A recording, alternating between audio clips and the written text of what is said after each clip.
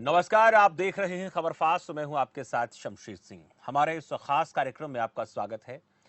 Corona काल में लोग घरों में रहकर खुद को सुरक्षित रखने की कोशिश में लगे हैं और ऐसे में लोगों के सामने एक सवाल खड़ा हो गया है कि मनोरंजन यानी एंटरटेनमेंट का लोग कोरोना से पहले कई तरीकों से खुद को खुश रख लेते थे, लेकिन क्या मनोरंजन से हम अपने आप को इस कोरोना के काल से निकाल पाने में कामयाब हो सकते हैं? स्थिति अब दूसरी है और ऐसे में आपका अपना चैनल खबर फास्ट आपकी ज़रूरत को समझता है और खबर फास्ट हर दिन आपके लिए नए नए कलाकार लेकर आता है, ऐसी बड़ी हस्तियों से आपको मिलवाता है जो अपने क्षेत्र में, अपने प्रदेश में, अपने इलाके में बहुत बड़ा नाम है। उनकी ज़िंदगानी, उन्हीं की ज़ुबानी आपको सुनवाते हैं और इसी क्रम में आज हम आपको एक ऐसे कलाकार से मिलवाने जा रहे हैं जो न केवल नाम के मासूम हैं बल्कि काम के भी मासूम हैं। मशहूर गायक हैं, हरियाणा के बहुत बड़े स्टार सिंगर हैं मासूम शर्मा। इन्होंने अब तक कई गानों में अपनी आवाज़ दी है, लोगों के दिलों तक पहुंचे हैं, अपनी जगह बनाई हुई है। इंटरनेट पर इनके गाने करोड़ों लोगों ने देखे हैं और आज इन्हीं से मिलकर हम ये जानने का प्रयास करेंगे कि आखिर कोरोना से हुए लॉकडाउन के बाद अपना वक्त वो कैसे बिता रहे हैं और कोरोना के प्रति लोगों को कैसे जागरूक कर रहे हैं। क्योंकि हम ये जानते हैं कि जो कलाकार होते हैं, कलाकारों की जमात होती है, उनकी एक बहुत बड़ी फ़ैन फॉलोइंग होती है। तो मासूम शर्मा की बहुत बड़ी फ़ैन फॉलोइंग है, न केवल हरियाणा में, हरियाणा के बाहर देश में भी और उसके साथ साथ विदेशों में भी जो लोग हरियाणवी बोली को बेहतर तरीके से समझते हैं और साथ साथ में उनको समझने के साथ साथ उनको अपने जीवन में उतारते भी हैं। तो मासूम शर्मा इस वक्त हमारे साथ सीधे जुड़े हुए हैं। मासूम जी, बहुत बहुत स्वागत है आपका खबर फास्ट में। धन्यवाद जी, स्वागत। Thank you. मासूम शर्मा जी, जैसे मैंने परिचय दिया आपका, जैसे आपका नाम मासूम है वैसे काम भी मासूम है और चेहरा भी उसी तरह से मासूमियत लिए हुए है। ये मासूमियत है, ये शुरू से इसी प्रकार से है या इसके पीछे कोई राज है या कोई और कारण आपको नजर आता है? ये मासूमियत गानों के दौरान आई, बचपन से ऐसे हैं, इसको लेकर लोगों की तरफ से क्या कमेंट आपको मिलते हैं जैसे मैंने दिया? बचपन से तो मैं एकदम शरारती टाइप का रहा हूँ, लेकिन जी। धीरे धीरे जैसे जैसे मैच्योरिटी आई है और उस हिसाब से थोड़ा ठीक ठाक रहते हैं। और जब आदमी के दिल के अंदर कोई छल कपट नहीं होता तो वो हर आदमी मासूम दिखता है। बिल्कुल, ये आपने बहुत बड़ी बात कही है कि आज जो दौर हम देखते हैं कि एक दूसरे से आगे निकलने के लिए हौड़ है और इस हौड़ में, इस दौड़ में लोग जो है हर तरीका अपनाते हैं, लेकिन आपने ऐसा कोई तरीका आज तक नहीं अपनाया है और ना हमने आज तक ऐसी कंट्रोवर्सी आपके बारे में सुनी है, जानी है कि आप इस प्रकार से अपने आप को सीढ़ियां दर सीढ़ियां चढ़ने के लिए किसी दूसरे की सीढ़ी को निकालने की कोशिश करते हैं। ऐसा जहां तक मेरी जानकारी है, लेकिन ऐसा होना नहीं चाहिए जिस तरह से लोग करते हैं। ऐसे लोगों को क्या कहेंगे आप जो इस प्रकार से एक दूसरे के टांग खींचते हैं? और खासकर कलाकारी जिंदगी की बात करें, खेलों की बात करें तो यहाँ पर बहुत ज्यादा होता है ये सब।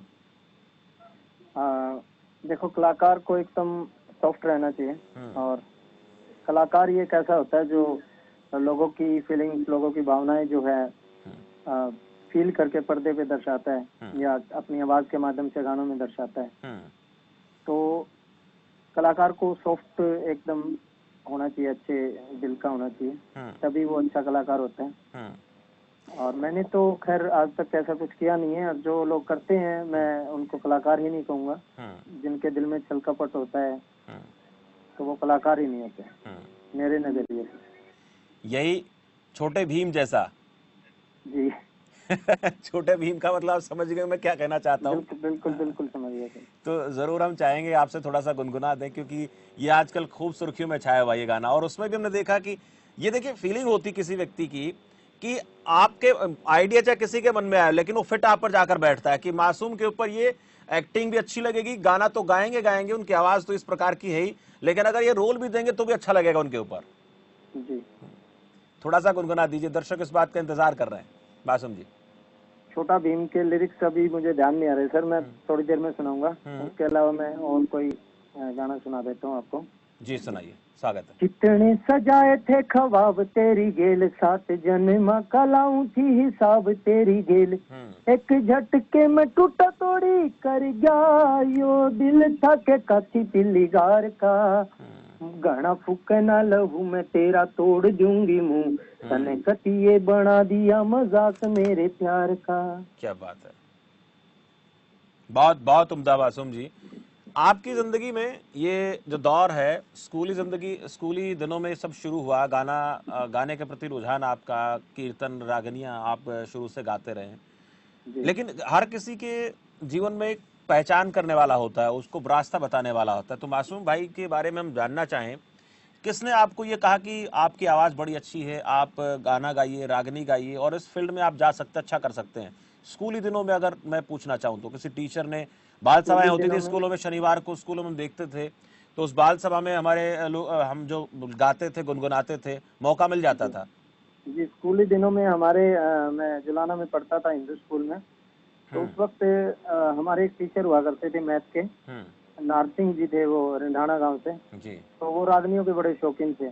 तो वो मुझसे बार बार, जैसे कि जब भी टाइम मिलता और मुझसे रागनी सुना करते थे। और जब मैं मतलब क्लास में फंसता था तो मारपीट जब टीचर को करनी होती थी तो हाँ, उसके नाम पे मुझे ये बोल दिया जाता था कि एक दो रागनी सुना दे, बच जाओगा। बच जाओगा, तो बिल्कुल ऐसा होता है। हाँ हाँ, हाँ, हाँ। तो मैं रागनी सुना देता था उनको। और वो जो मेरे को दंड देना होता था उनको, वो उसको छोड़ देते थे। आप अपने फेवरेट कलाकार की रागें सुनाते थे, लक्ष्मी चंद जी की? हाँ, मैं लक्ष्मी चंद जी से बहुत इंस्पायर हूँ। शुरुआत में दादा लक्ष्मी चंद जी को मैंने बहुत गाया है। और उसके बाद एल्बम का दौर है, गानों का दौर था जो अपने हरियाणा में, उसके हिसाब से फिर वो गाने भी गाए मैंने। लेकिन शुरुआत से मेरा रुझान जो है लक्ष्मी चंद जी की रागनियों में रहा है। उससे पहले भगत रामनाथ जी की जो शब्द, जो चेतावनी शब्द हैं, उनको बहुत सुनता था मैं।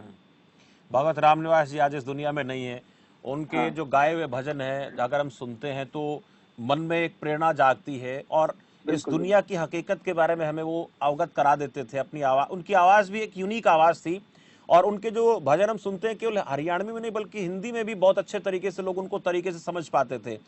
उनका एक दौर उनकी था, आवाज। एक ऐसा दौर था उनकी जब कैसेट आती थी तो हाथों हाथ बिक जाया करती थी। हम्म हम्म, तो उनका जो मतलब गाने का स्टाइल था एकदम मोहम्मद रफी साहब जैसी आवाज उनकी, एकदम गमक थी उनकी आवाज में। जी। और बहुत बेस था उनकी आवाज में।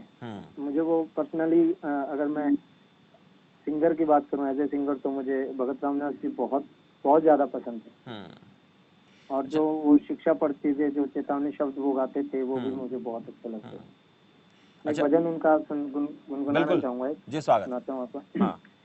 फिर मट्टी में मिल माटी, पानी में पानी, हरे अभिमानी, हरे अभिमानी, पानी का बुलबुला जैसे तेरी जिंदगानी, हरे अभिमानी, हरे अभिमानी। उनके उनके जितने भी शब्द हैं मासूम, जो गाने हैं, उनके गीत हैं, भजन है, सुनते हैं तो जी सांसारिक जो मोह माया है जिसमें हम उलझे हुए हैं, हाँ हाँ, उससे हमें अवगत करवा देते हैं कि ये दुनिया कुछ नहीं है, वो बिल्कुल पानी का बिल्कुल। बुलबुला है, कब जाने फूट जाएगा और तू मेरा मेरी करता रहता है। ये उनकी जिंदगी की, आपके उनके अंदर भी। लगभग भजन ऐसे थे अच्छा, सारे शब्द जो आपकी है। जिंदगी में मैं देख रहा हूँ आजकल की थोड़ा परिवर्तन आ गया है पहले के मुकाबले। पहले जी जब आप गाते थे तो तड़क भड़क के गाने हुआ करते थे, जी। खरबूजा आपने गा दिया और भी कई ऐसे हैं, ऐसे गाने जो आपने गाए हैं। लेकिन ये परिवर्तन आने के पीछे क्या कारण आप मानते हैं? किसी से आपको प्रेरणा मिली इस चीज से कि अब ये नहीं, कुछ नया होना चाहिए? मैं जैसे कि देखो, मैच्योरिटी धीरे धीरे आती है उम्र के हिसाब से, थोड़ा सा आदमी के अंदर बदलाव तो आते ही रहते हैं। उस टाइम में बिल्कुल बच्चा था तो समझ नहीं थी। अभी बहुत सारी चीजें सीखते हैं समाज से, लेकिन उसके बीच में एक परिवर्तन का ये कारण रहा कि मेरा एक गाना आया था, बैठा बड़द कदे लात मार के ठाया ना ठाया कर ना दे। कर दे, बिल्कुल बिल्कुल सुना हाँ, है। वो केपी कुंडू का लिखा हुआ गीत था। और उस गीत में मैंने एक लाइन गाई है कि माँ सरस्वती मासूम तेरे कंठ में वास करे, तो गंदे राणे गान का तेरा बनता नहीं। बिल्कुल बिल्कुल तो बिल्कुल। उस लाइन ने मुझे एक ब्रेक सा दे दिया कि मैं एक बार सोचता हूँ कि कुछ अलग होना, शब्द और कुछ अलग होना गंदा, चाहिए। हाँ। हाँ, शब्द जो है मुंह से ना निकले। कोशिश करता हूँ, लिरिक्स ऐसे चूज करता हूँ कि भाई लोग क्या कहेंगे, लोगों का थोड़ा सा ये एक मन में भाव आता है, और उसी वजह हाँ से जो बैठा बड़द लात मारकर ठाया ना कर दे, इसकी जी लोगों ने बड़ी सराहना की कि मासूम शर्मा जो है कुछ नया कर रहे हैं, कुछ बदलाव लेकर आ रहे हैं अपने गायन में भी। तो इस जी गाने की चंद लाइनें हो जाएं, क्योंकि ये बहुत पॉपुलर आपका गीत रहा है। जी। हम्म। फिर बैठा बलद कदे लात मार के ठाया ना कर दे, और पक्की फसल के जड़ में बीड़ी लाया ना कर दे, जय गांव की छोरी बिगड़ी हो तो समझा दो, और बिगड़े माहौल में अपना काम बनाया ना कर दे। चुप हो जाओ एक मिनट। फिर पट्टी धोती पहरे हांडे बाबू रे, तो फैशन लान का हक बेटे का बनदानी, जी जय गाली दे दी कोख त जमन आली ते, तो वैष्णो देवी जान का हक बेटे का बनदानी। बिल्कुल मासूम जी, जो असलियत है तो जिंदगी, ये हम देखते हैं अक्सर कि ऐसी चीजें होती हैं। जी ये चीजें हम देखते हैं, लोगों के अंदर ऐसे ऐसे भाव होते हैं, जो खराफाती टाइप के लोग होते हैं वो ऐसा कर देते हैं, अपने माँ बाप को मान सम्मान नहीं देते हैं, या फिर जी किसी ने बहुत मेहनत से कुछ तैयार किया, फसल तैयार की, बाड़ी तैयार की, उसको तहस नहस कर देते हैं। तो ऐसे जी लोगों को एक ये चीजें कचोटती हैं जब इस तरह की चीजें आती हैं मार्केट में। जी लेकिन आपने जो लक्ष्मीचंद जी के बारे में जिक्र हम करें, दादा लक्ष्मीचंद जी की बात करें, तो उनकी कई ऐसी रागनियों को अब आवाज देने का भी प्रक्रम शुरू कर दिया है। जैसे एक बहुत पॉपुलर रागनी है उनकी कि तेरी झांकी के मैं चलिए घोड़ा बालकपन। मारूं, मैं छड़िया बालकपन जी का। तो ये जो जी रागनी है, इसको आपने आवाज देकर के उसको हरियाणवी संगीत को एक नया आयाम देने की आपकी कोशिश है। जी क्या सोचते हैं आप कि ये बदलना चाहिए ट्रेंड, जो रागनियां पहले गाते थे उनका कुछ नया होना चाहिए? नहीं होना चाहिए। हालांकि कुछ लोग विरोध भी करते हैं इस चीज का हम्म कि भाई ये तो रागनियों का सत्यानाश करते हैं, हम्म वेस्टर्न म्यूजिक के साथ जब हम इसको ट्रीटमेंट देते हैं हम्म तो ये आरोप भी लगते हैं कि भाई हम्म नई कलाकारों ने जो इसी पीछे कर दी रागनिया की, हम्म। ऐसी ऐसी बातें लोग करते हैं। लेकिन एक चीज मैं लेकिन कहूंगा मासूम, इस बीच में कहूंगा लोगों को, अगर आपको वो रागनियां सुननी है तो वो रागनियां भी तो है ना, वो आप सुन सकते हैं, आपको उनकी सीडी मिल जाएंगी, कैसेट मिल जाएंगे, आप सुन सकते हैं। बिल्कुल। और दूसरा, कोई नया तरीके से सुनना चाहता तो उसको भी सुन लेते, क्या दिक्कत है कुछ अब नया? हाँ बिल्कुल बिल्कुल, बिल्कुल। अगर हम अपनी हमारी जो फोक शैली है हम्म रागनी, अगर उसको हमें जिंदा रखना है। हम्म अब जैसे कि पहले एक रागनी होती थी, सांग में होती थी, हम्म। उनका साज बिल्कुल अलग होता था, बिल्कुल अलग होता था। नगाड़ा होता था, हम्म हारमोनियम होती थी, और ट्रम्पट तुर्री हम्म। वगैरह जो होती थी। जी। लेकिन उसके बाद एक फिर दौर आया हम्म गढ़वों वालों का, जो हम्म। गढ़वा बैंजो का दौर घड़वा आया। बैंजो का दौरा अब है जी। हाँ, तो गढ़वा बैंजो का जब दौर आया, गढ़वा बैंजो का जो जब कंपटीशन होता था, तो कंपटीशनों में लाखों की भीड़ होती थी, हम्म बहुत जबरदस्त उनका एक माहौल बना। हम्म और सांग से थोड़ा थोड़ा लोग दूर होते गए। हम्म तो उसके बाद ये जो वेस्टर्न पॉप म्यूजिक का जो जमाना है, उसमें थोड़ा सा अब हम उसके साथ उसको प्रस्तुत करने की कोशिश कर रहे हैं। अगर वो नहीं करेंगे, बिल्कुल। अगर कोई भी कलाकार उनको नहीं करेगा, तो रागनियों को लोग भूल जाएंगे। ऑडियंस हम्म को नई नई जो पीढ़ी है, हम्म नए जो बच्चे हैं, उनको पता ही नहीं होगा कि रागनी नाम की कोई चीज है। हम्म तो कम से कम हम अपनी जो हमारे लिरिक्स हैं, हमारे पुराने राइटरों के, पंडित लक्ष्मीचंद जी के, पंडित मांगेराम जी के, बाजे जी। भगत जी के, धनपत जी के, हम्म उनको कम से कम हम जिंदा तो रख रहे हैं किसी बहाने से, किसी तरीके से। हम्म। और ऐसे काम में लोग उंगलियां भी वही उठाते हैं जिनको खुद तो करना होता नहीं है, दूसरों जी को जी करने देते नहीं है। ये हो सकता है जी कि लोगों को ये लगता हो कि कहीं ना कहीं इससे अलग पहचान ना मिल जाए, इस कलाकार ने कहीं ऐसा ना हो कि आने वाले दिनों में कह दे कि हरियाणवी कल्चर को बचाने के लिए, हरियाणवी फोक को बचाने के लिए ऐसी कोशिशें की। ऐसे भी लोग होते हैं। तो हम जी। चाहेंगे कि थोड़ा सा उस रागनी का अपने अंदाज में थोड़ा जिक्र हो रहा है तो फिर गायन की शैली में भी हो जाए। चलिया रागनी। जी बिल्कुल, छड़िया। सर क्या है ना कि मैं थोड़ा सा आपको बता देता हूँ। मैं अभी गांव में बैठा हूँ, मैं और देख रहा हूं आप जहां बैठे पब्लिक हैं गांव में, वो एक पेड़ है, पता नहीं मुझे नीम हाँ का पेड़ है किसका पेड़ है। तो हाँ आपकी आपकी जो शैली है, आपका जो नेचर है, आपका जो स्वभाव है, वो मैं समझ जी। पा रहा हूं। आपको गांव बहुत पसंद है, शहर से आप कहीं ना और कहीं थोड़ा दूरी बना के रखते हैं। तो मैं समझ गया आपकी बात को, आप क्या कहना थोड़ा सा चाहते हैं। पब्लिक पैलेस में हूँ, लेकिन हम्म फिर भी मैं सुनाता हूँ। हम्म। ज्यादा हाई पिच पे नहीं सुना पाऊंगा, क्योंकि आसपास बिल्कुल। लोग थोड़ा हाँ हाँ, सुनाइए। ओ तेरी झांकी के माँ गोला मारूं मैं, बाट गोफिया सन का एक निशाना चुकन दूना, मैं छलिया बालक पानी का। ओ तेरी झांकी के माँ गोला मारूं बाट गोफियासन का हो एक निशाना चुकण दूना न चलिया बालक पणी का। बहुत बहुत बढ़िया मासूम भाई। और कुछ नया भी आप आजकल कर रहे हैं। थोड़ी थोड़ी धुंधली सी मुझे याद आ रही है कि जो उसका शायद मुझे भी इस वक्त संज्ञान नहीं है, लेकिन संस्कृत हाँ में। हाँ, मैं शिव तांडव पे हाँ, शिव तांडव तैयार याद किया आया। है मैंने, हाँ हाँ। और मैं वो पूरा कर चुका हूँ, गा चुका हूँ उसको पूरा। हम्म और पहले मैंने उसको कंठस्थ याद किया पूरा, के 15 श्लोक हैं, हम्म तो सारे के सारे उसको याद करके कंठस्थ, उसमें बहुत समय लगा है मुझे। और उसमें क्योंकि संस्कृत में थोड़ा सा ध्यान रखना पड़ता है कि हलंत विसर्ग का, तो डिक्शन प्रॉब्लम जो भी आती है उसमें भी थोड़ा सा 2-4 विद्वानों से, पंडितों के टच में आके जब मैंने उसको तैयार किया।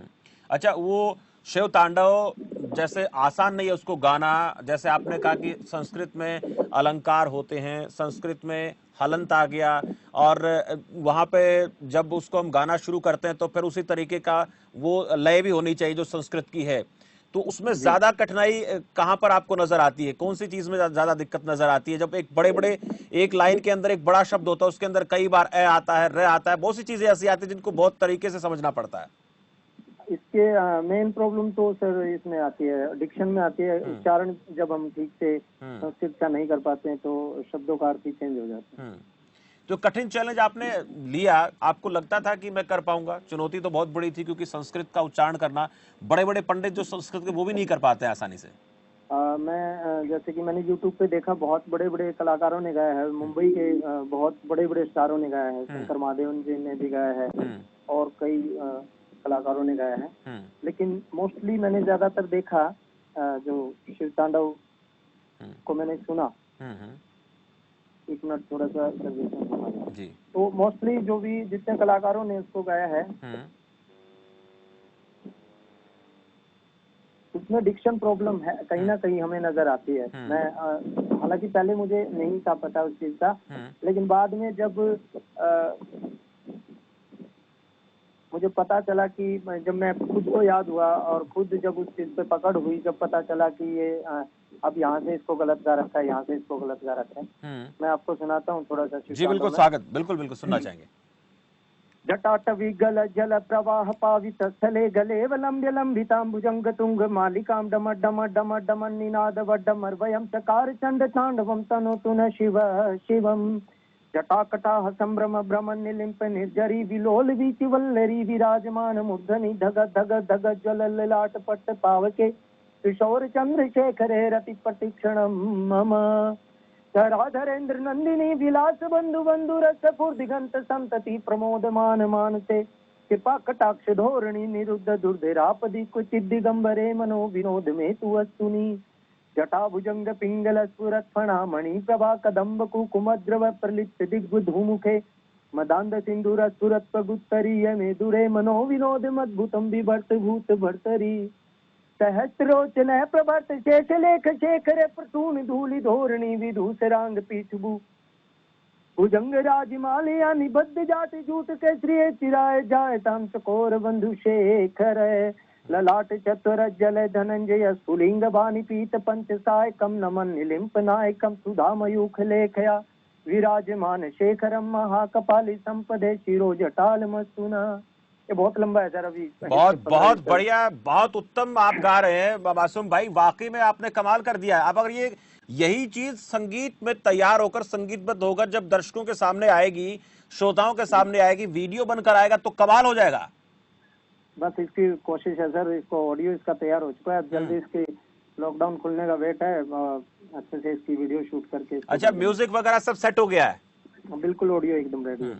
तो लॉकडाउन के बाद हम इस गाने को लेकर फिर आपसे इस बात पे फिर चर्चा करेंगे और गाना हम सुनेंगे म्यूजिक के साथ भी। तो हम वादा करते हैं मासूम भाई हमारे साथ बैठे हैं, खबर फास्ट के दर्शकों को हम बता दें कि जैसे गाना आएगा तो मासूम भाई से फिर मुलाकात करेंगे, फिर चर्चा करेंगे और इस गाने को आपको पूरा सुनाएंगे। बहुत बढ़िया गाना है जिस तरह से इस वक्त जो हम सुन रहे थे मासूम भाई को। लेकिन मासूम, जिंदगी के आपके कई पहलू हैं।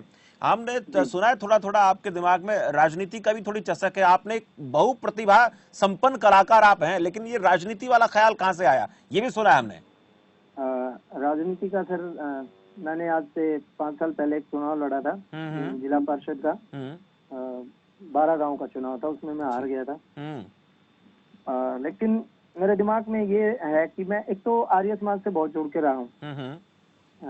आचार्य वेदपाल मनीषी जी हैं, हमारे रिश्तेदारी में एक उनसे, और एक अपने आचार्य यशवीर जी हैं रोहतक से, आचार्य परमदेव जी भी हैं। उनके संपर्क में मैं बहुत रहा हूँ। उन लोगों ने मुझे यही सिखाया कि एक हर युवा को राजनीति में पार्टिसिपेट करना चाहिए किसी न किसी माध्यम से, क्योंकि राजनीति ही एक ऐसा माध्यम है जो समाज को सुधारने का एक बड़ा तरीका ये है कि अब हम एक तो उपदेश देते रहते हैं कि भाई ये करो, अच्छा करो, अच्छा करो, अच्छा करो, लेकिन उस चीज को लोग नहीं मानते। जब हम राजनीति में आके खुद कुछ अच्छा करते हैं तो वो एक अच्छा तरीका है राजनीति में आके समाज को सुधारने का, समाज के लिए कुछ करने का।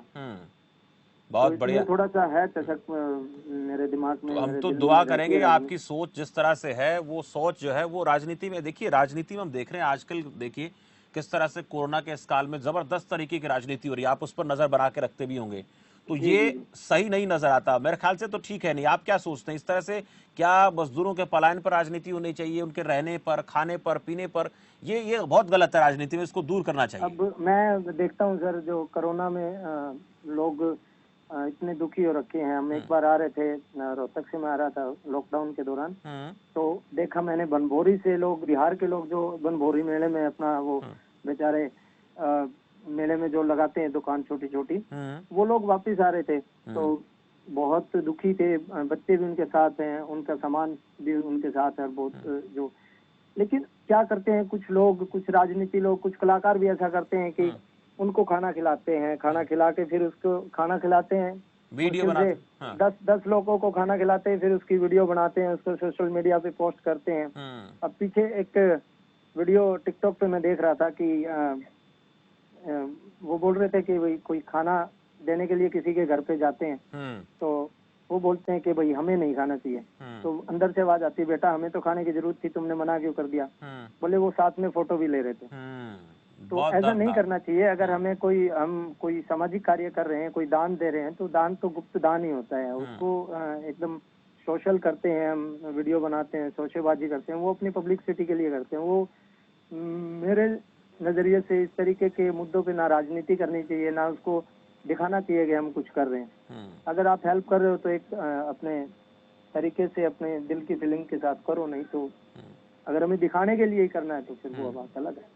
बिल्कुल ऐसी चीज़ों में जो है दिखावा नहीं होना चाहिए। मासूम भाई, आपसे हम बहुत कुछ सुनना चाहेंगे, लेकिन जब ये आपका शिव तांडव आ जाएगा तब आपसे हम कुएं पर लुगाइयां धोरा भी सुनेंगे, उसके साथ साथ आपसे ये भी सुनेंगे। तो इंग्लिश मीडियम पढ़े हुई, समय का बहुत हमें ध्यान भी रखना पड़ता है, और आप भी गांव में हैं तो हम ये भी देखेंगे कि कहीं ना कहीं ऐसा ना हो कि आपका जो सामाजिक जीवन है वो प्रभावित हो, क्योंकि आप समाज से जुड़े हुए हैं और सामाजिक चीज़ों का बड़ा ख्याल रखते हैं।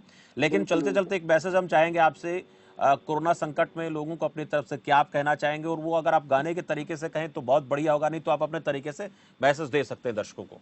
सर, कोरोना के इस दौर में मैं सबसे एक दरख्वास्त यही करूंगा कि इससे बचने का मुझे जो सबसे अच्छा इलाज यही लगता है कि हम जितना भी अपने आप को अवेयर रखेंगे, सोशल डिस्टेंसिंग हम रखेंगे और अपने आप को सावधान रखेंगे, सुरक्षा में ही बचाव है। और इससे ज्यादा कुछ मैं नहीं कहूँगा, यही कहूँगा कि अपनी सुरक्षा स्वयं करें और अपने समाज की सुरक्षा स्वयं करें, अपने बच्चों की, और ध्यान रखें कि ज्यादा जरूरी काम के लिए ही बाहर जाएं, बेफालतू में बेवजह से बाहर ना घूमें जी, और सोशल डिस्टेंसिंग का पालन करें।